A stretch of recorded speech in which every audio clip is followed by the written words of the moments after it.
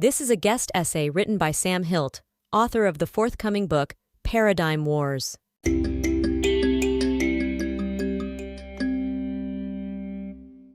Before my recent departure for Israel, several of my friends who follow the international news tactfully expressed their concerns about my travel plans.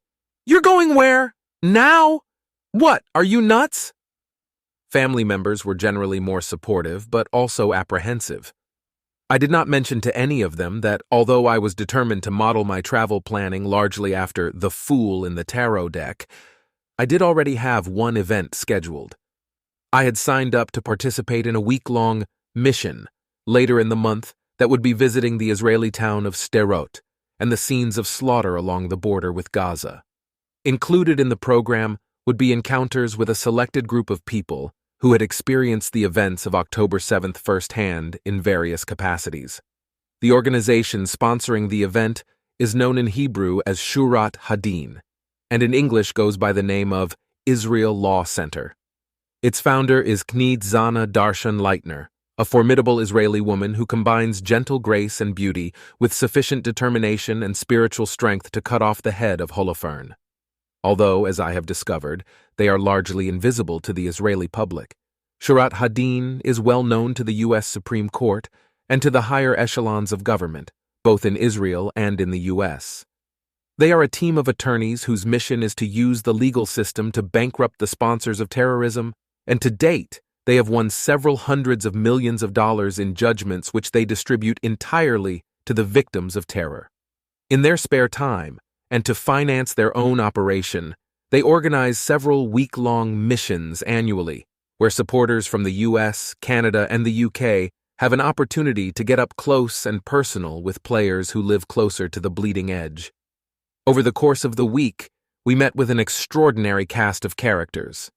The government and army spokesman who faced the villainous media hyenas, a policeman from Sderot who took bullets fighting pitched battles against heavily armed terrorists, a gentle rabbi who supervises the respectful preparation of the bodies of the dead for burial, suddenly confronted with refrigerator trucks filled to capacity with stacked corpses, parents whose children went to a music festival and never came home, a woman keeping vigil for her husband who is among the hostages being held captive somewhere in the tunnels of Gaza, wounded soldiers in rehab, and soldiers singing and dancing and repairing their damaged tanks before going back into Gaza to finish the job. A recurring theme in virtually all the first-person accounts of October 7th was the initial bewilderment and disorientation that everyone experienced as they gradually came to understand that something inconceivable was actually happening and that it was a matter of life and death. Their extraordinary responses to the danger they confronted would fill volumes, but I want to share two of the stories which hit me the hardest. Much as the terms are overused, I will not hesitate to call them inspiring and transformative. There is an organization called Zaka, which has been around for years but became prominent during the days of the First Intifada, the terror war that was Israel's reward for making major concessions and signing the Oslo Agreement with Yasser Arafat. People riding on public transportation, returning from work or shopping would find themselves blown to kingdom come when a package that someone had left behind on the bus suddenly exploded. In the aftermath of such events, it was volunteers from the Zaka organization who would be among the first responders. Zaka, in Hebrew, is an acronym for words that mean to bring our brothers together. Zaka volunteers first assist the medics trying to save lives, but their eventual task is to gather up what's left of those who had been blown to smithereens. Their dedication to their work derives from their religious conviction that the human body is the work of God, and that the respectful burial of the dead is a sacred task.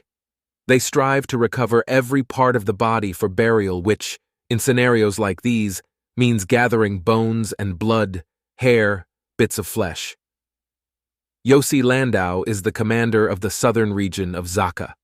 On the morning of October 7th, he received a call from his superior to head south to Sderot, to arm himself and take lots of ammunition, and to stuff as many body bags as would fit in his car. Arriving in Sderot, he encountered a scene of chaos, with cars burning, bodies lying on the roads, and terrorists still roaming the streets. After tending to the wounded, Yossi and his team continued to the site of the Nova Music Festival, where hundreds of young revelers had been raped, mutilated, and slaughtered. They spent the night identifying victims and loading their bodies onto trucks to be taken away. The next day, they continued on to Kibbutz Bari, where over 100 members of the community, who had been taken by surprise in the early morning, were murdered in their homes. Yossi shared with us how one of his volunteers, a big burly guy who had been doing this work for years, came out of a house weeping and told Yossi that he could not go back in. Yossi comforted him and then picked a group of Zaka volunteers to accompany him into the house. Inside, they found a couple and their 2 children, hands bound, in a lake of blood. Both the man and the woman were, as Yossi tactfully expressed it, missing body parts. And, as they observed the scene, it became clear that it had been arranged to force the children to watch as their parents were mutilated, and the parents to watch as their children were being tortured. Yossi's team fled the house, forced to admit that this was more than they could bear. Somehow Yossi found the strength to rally them and to remind them that this was their work, that no one else would do this. He walked back into the house, and his team followed him. He took a knife and cut the plastic handcuffs off of the victims, and he urged his group to each take the hand of one of the dead and to form a circle. Then they all sat down, in the blood. They began to sing, and they sang a song, Vihi She'amda, based on a verse from the Passover Haggadah, quote, "In every generation they rise up to destroy us, but the Holy One, blessed be He, delivers us from their hands," end quote. And then they sang another song, and they continued singing until eventually they were able to stand up and complete their work. This second tale of bravery will be short and sweet and much easier to take. It concerns a farmer named Rami Davidian, who received a phone call from a friend of his on the morning of October 7th. The friend explained that his daughter had gone down to the Nova Music Festival and that he was hearing confused stories of violence and shootings. He urged Rami to go see if he could find her and bring her to safety. Rami jumped in his truck and headed to the music festival.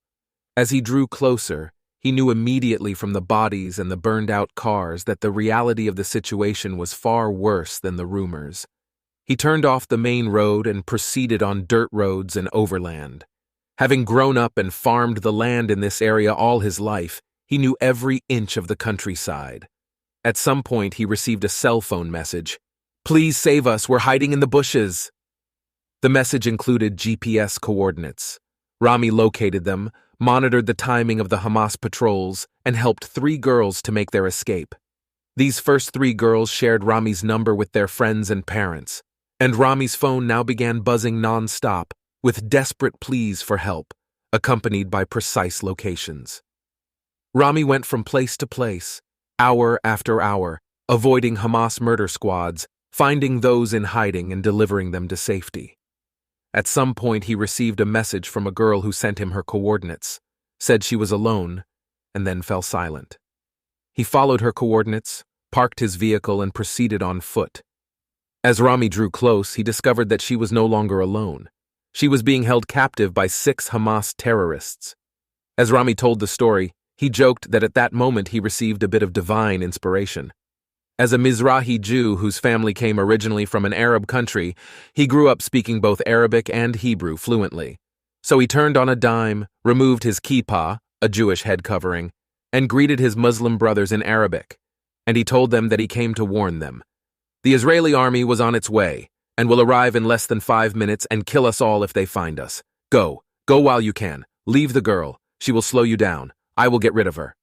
And so, a young woman named Amit is alive today to tell her story.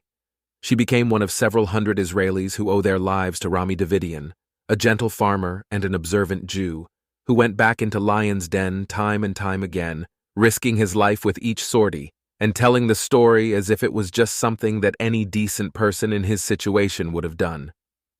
I had the privilege of listening to Rami's stories, which Nitzana translated to English for us, as we stood on the periphery of the memorial that has been created on the site of the Nova Music Festival, where so many were brutally slaughtered. A circle of wooden posts stands among the trees. Each post features a photo of one of the young revelers who came to dance and sing and celebrate life on a morning when the music suddenly stopped. You walk slowly among the smiling and joyful faces that look back at you, and you see those in the flower of their youth whose lives were stolen from them. The experience is, quite simply, unbearable. The site of the Nova Music Festival will be a ground zero for the current generation of Israeli youth. Unlike the stories they heard from grandparents about gas chambers and death marches in distant lands, this was an event that hit them right where they live. It will not soon be forgotten. Soldiers on their way to Gaza stop here to honor those who died, and they go into battle with an unshakable understanding of what they are fighting for and what they are fighting against. I came away from this journey through hell with even greater admiration for the remarkable courage and resilience of the people of Israel.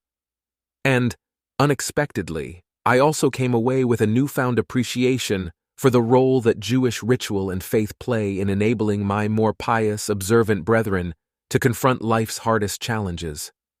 I see us now, secular and religious Jews, no longer as adversaries, but as two powerful wings, now beating together, of the great Lion of Judea.